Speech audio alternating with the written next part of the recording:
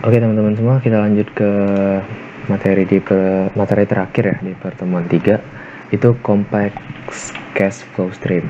Nah, jadi ini benar-benar nyesuaiin dengan kondisi aslinya. Penjelasannya, arus kas yang ada di dunia bisnis mungkin tidak selalu melibatkan hanya satu jenis arus kas saja ya. Benar, yang kita pelajarin tadi hanya satu-satu aja. Padahal arus kas dapat memiliki pola campuran, ya mungkin itu tunggal, terus anuitas, atau bahkan digabung dengan proprietas. Terus contoh soalnya nih ya, biar langsung kita bahas.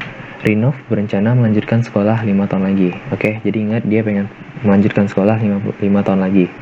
Dan lulus dalam waktu 3 tahun.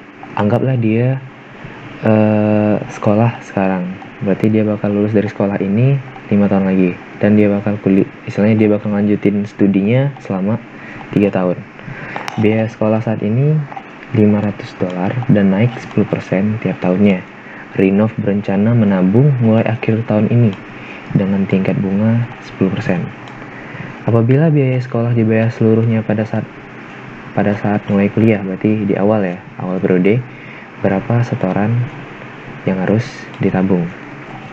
Nah, biar gampang kita lihat dulu timeliness-nya. Oke, kita di sini berarti kita harus yang pertama adalah menghitung biaya kuliahnya. Gimana caranya? Kita harus mencari nilai future value pembayaran pada awal tahun ke-6, 7, dan 8.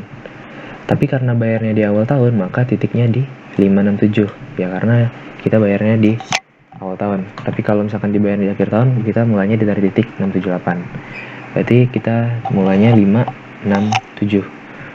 Untuk nyari future value-nya, kita cari rumus pakai yang anuitas biasa, arus kas biasa, 500 tambah 1 tambah 10%. Pangkat 5, 805 sekian.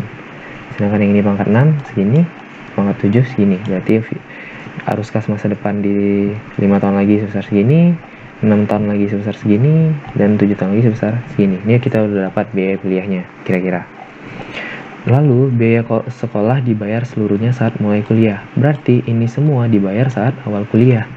Berarti kita harus mencari present value pada tahun kelima. Karena kita kan ini future value ya.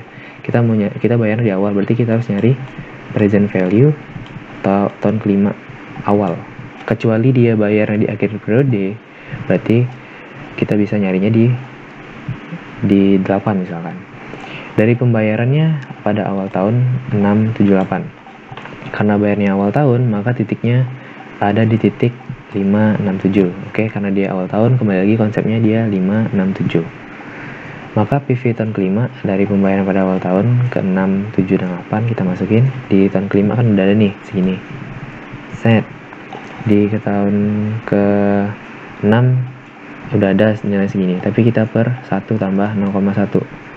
Kenapa? Karena ketika kita sekarang berdiri di tahun kelima, maka yang 6 dan 7 itu bakal menjadi future value. Maka kita cari present value-nya dulu.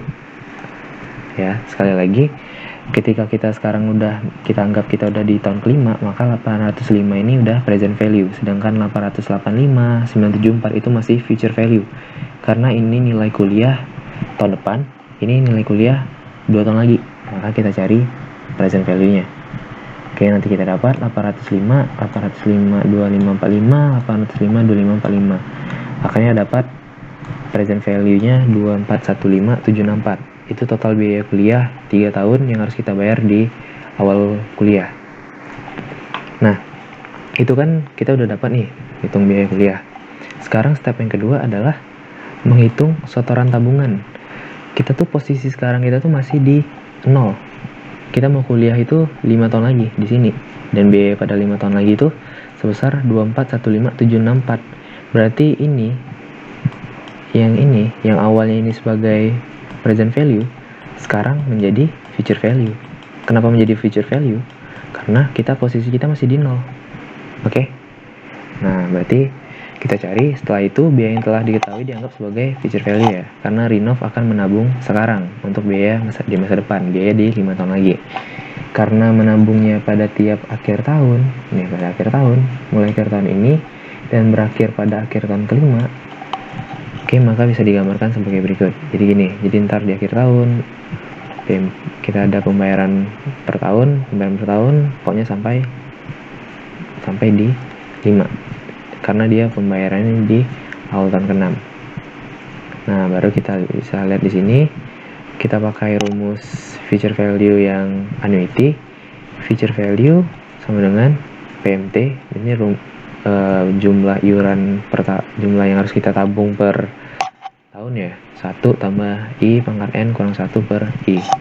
Nah, future value-nya dari ini yang tadi, PMT-nya kita cari, kita masukin angkanya sama, bunganya 10%, 5 tahun lagi 10%, akhirnya dapat kita harus bayar per bulan sebesar bayar per tahun sebesar 395.696. Ketika kita iuran kita nabung per tahun sebesar ini, nanti kurang lebih 5 tahun lagi nilai tabungan kita sebesar 241.574.